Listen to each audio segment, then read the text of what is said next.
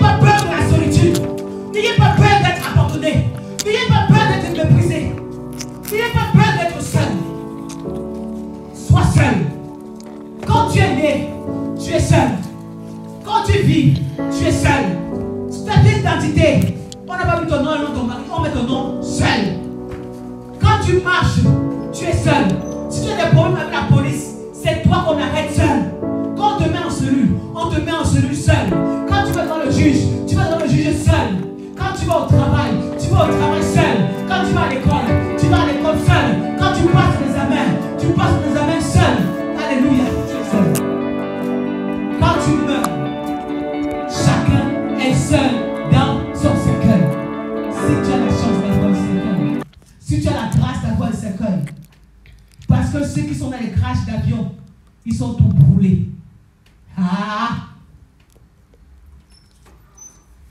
Mais quand tu meurs et qu'on peut t'enterrer, tu es seul dans ton cercueil.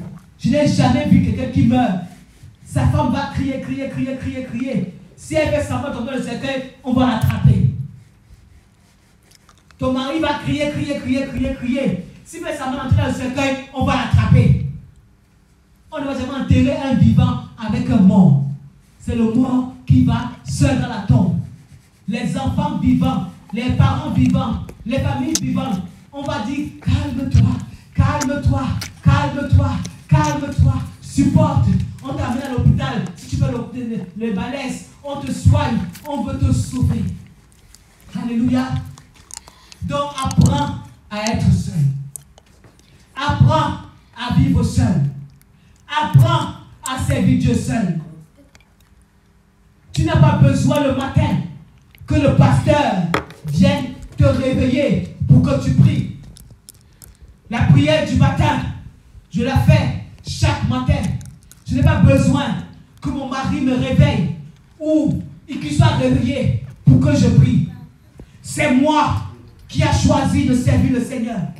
Quand je me suis baptisé et que je me suis engagé, mon mari n'était pas là. Il n'était pas à côté de moi, même s'il était à côté. C'est moi qui a dit oui au Seigneur. Alors, la prière du matin, je me réveille toute seule. Je mets mon peignoir et je commence à prier. Je commence à adorer mon Dieu. Je commence à glorifier son nom. Je commence à louer l'Éternel. Je commence à bénir son nom. Je commence à le remercier. Je commence à intercéder pour l'Église. Je commence à intercéder pour les jeunes. Je commence à intercéder pour la nation. Je commence à intercéder pour les peuples du monde entier. Alléluia. C'est ça la prière. C'est ça la prière. Pour ton micro, c'est ça la prière. Je me suis engagé à faire la volonté de Dieu. Quand tu es engagé à faire la volonté de Dieu, est-ce qu'une maladie t'empêche de venir à la présence de Dieu? La Bible dit que si les hommes refusent de servir le Seigneur suscitera même des pierres pour le louer, des pierres pour l'adorer. Si tu t'engages à servir Dieu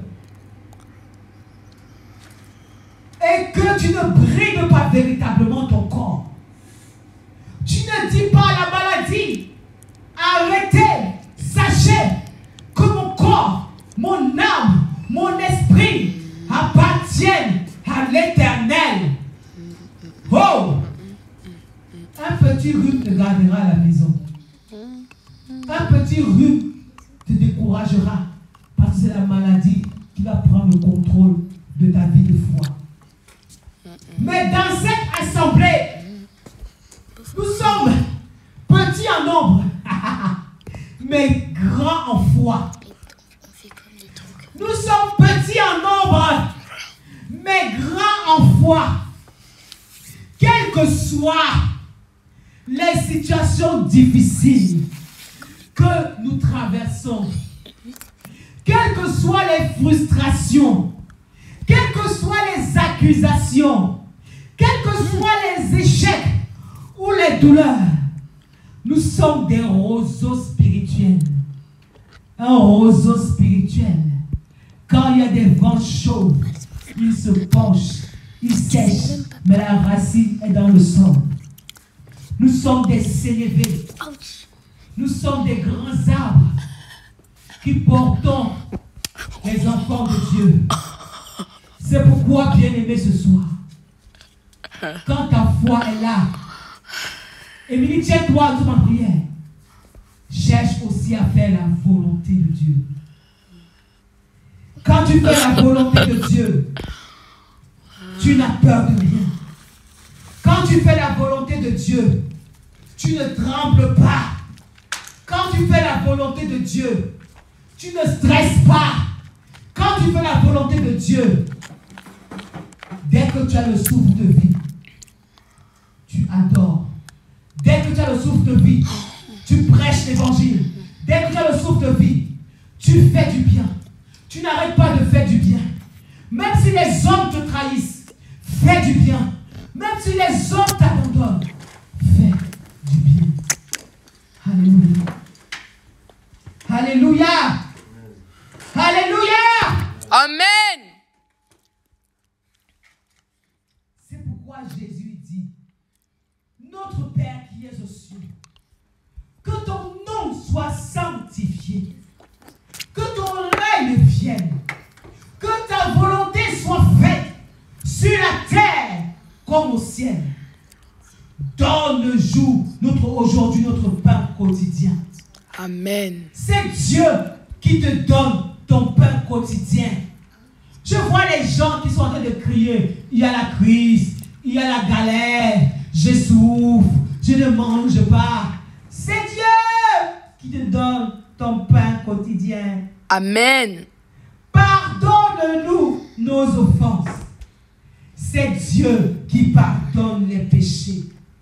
Comme nous aussi, nous pardonnons à ceux qui nous ont offensés.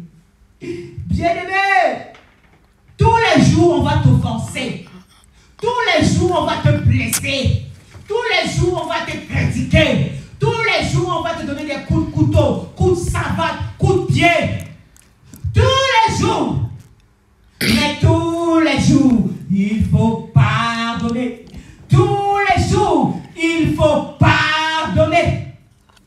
Parce que si tu veux que Dieu te pardonne, Tu fais exprès. toi aussi pardonne. Amen. Ne nous Alléluia. induis pas en Amen. tentation. Le diable va te tenter. Jésus a été tenté. Satan est venu le voir. Jésus était dans le désert, il avait faim. Il avait soif. Le gars était en galère. Et Satan vient lui dire, Jésus, si tu me sers, si tu m'adores, je te donne toutes les nations que tu vois là. Ça m'appartient. Beaucoup de jeunes sont pressés dans la vie.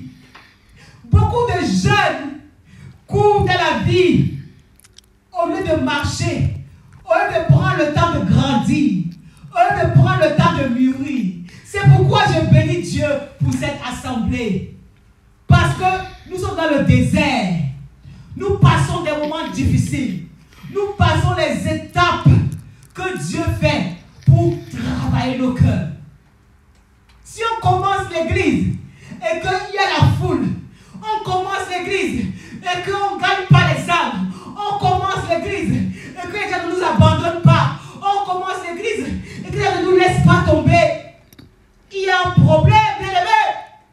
C'est ceux qui persévéreront jusqu'au bout qui seront sauvés. Amen. Donc si tu ne connais pas ce qu'on appelle la persévérance, comment tu vas être sauvé? Si tu ne connais pas ce qu'on appelle la patience, comment tu vas être sauvé? Si tu ne connais pas ce qu'on appelle la souffrance, comment tu vas être sauvé? Comment? Si tu ne connais pas ce qu'on appelle l'abandon, comment tu vas être sauvé? Si tu ne connais pas ce qu'on appelle la